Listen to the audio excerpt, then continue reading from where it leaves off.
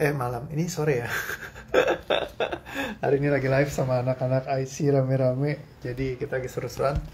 Lagi ngebahas hari ini tema topiknya adalah tentang public speaking.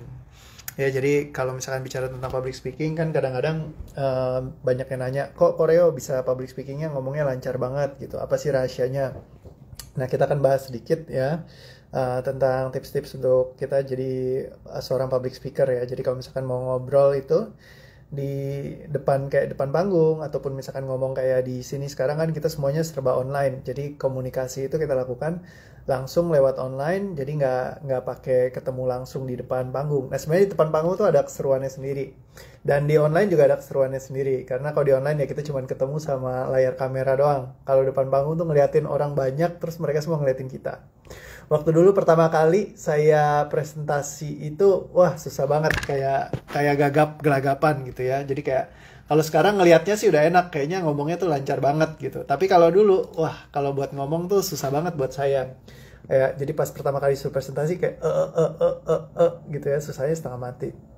Nah, saya masih ingat satu pengalaman yang paling berkesan buat saya waktu saya presentasi adalah pas lagi ketemu sama yang namanya Pak Winry. Pak Winry itu guru yang ngajarin saya presentasi. Ya, dia waktu itu suruh saya, kamu coba dong whiteboard presentation. Saya presentasi di papan tulis ya, whiteboard. Nah, waktu itu salah semua, berantakan, kacau gitu ya, bener-bener. Ya, terus saya udah kayak, aduh, nanya berapa kali gitu. Pak Winry bener gak ya presentasinya gitu.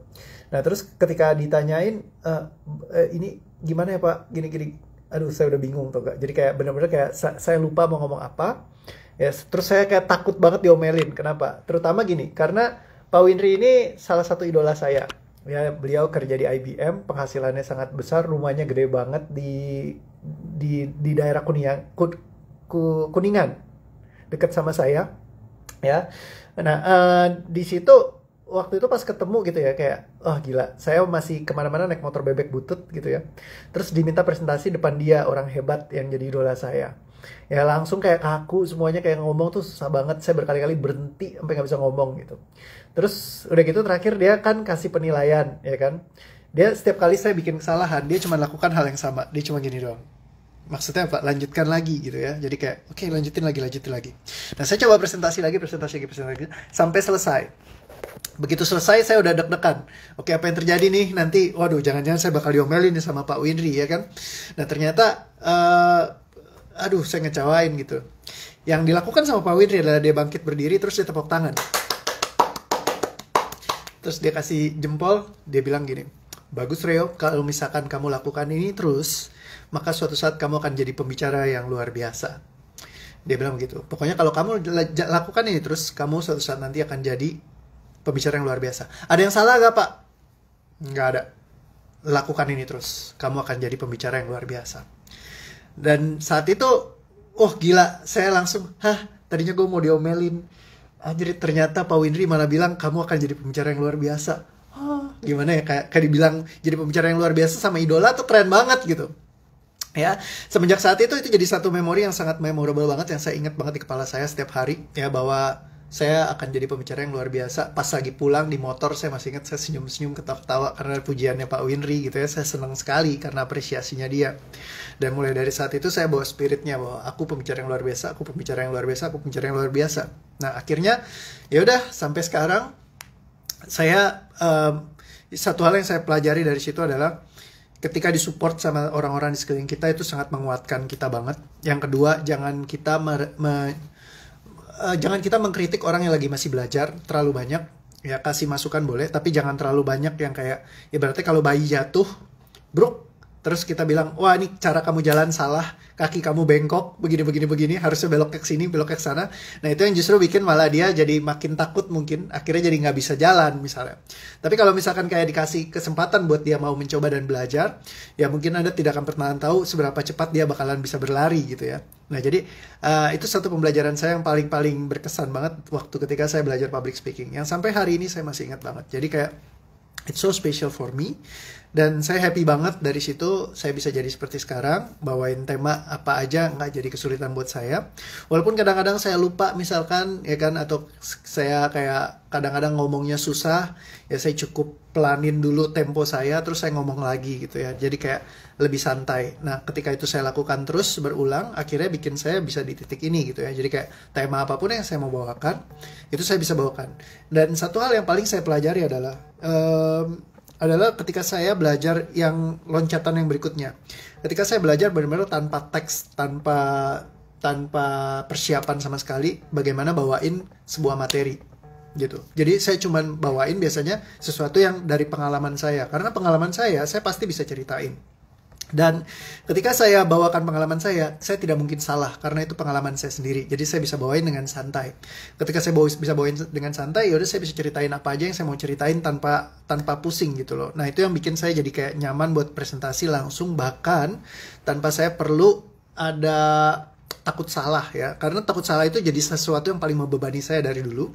Ya bikin jadi khawatir, buat ngomong jadi susah segala macam. Dan ya terkadang hal itu bisa terjadi kapanpun dalam proses kita lagi bawain tema ataupun presentasi. Mungkin kita lupa sama apa yang mau kita sampaikan, atau misalkan just kayak gue mau ngomongin apa nih ya, itu jadi sebuah kesulitan yang kita lewatin juga. Nah, tapi bagaimana kita just lewatin aja, berproses bahwa ada hal kayak gitu bisa terjadi, dinikmatin, stop sebentar. Nggak ada yang salah dengan berhenti sejenak. Kayak tadi misalkan saya berhenti sejenak, mikirin dulu apa yang saya mau ngomongin selanjutnya, itu nggak apa-apa. Dan anggap semuanya sebagai seorang teman, sahabat kita yang lagi kita diskusi bareng. Nah, itu tidak akan membebani kita. Oke, yang paling mendasar, yang paling menakutkan adalah takut salah. Jadi kapanpun Anda mau bicara di depan panggung Anda sendiri, dan Anda merasa takut salah, Anda takut dinilai orang lain, dan Anda memiliki kayak kekhawatirannya sendiri terkait dengan hal ini, perhatikan semua energi yang ada, sadari, terima, ambil pesannya, ikhlaskan, lepaskan, cabut batakan, tidak katakan, lepaskan, musnahkan. Tarik nafas pelan, tahan, dan lepaskan. Dan kapanpun Anda bicara di depan orang lain, Anda membedakannya dengan Anda bicara dengan teman Anda, sahabat Anda.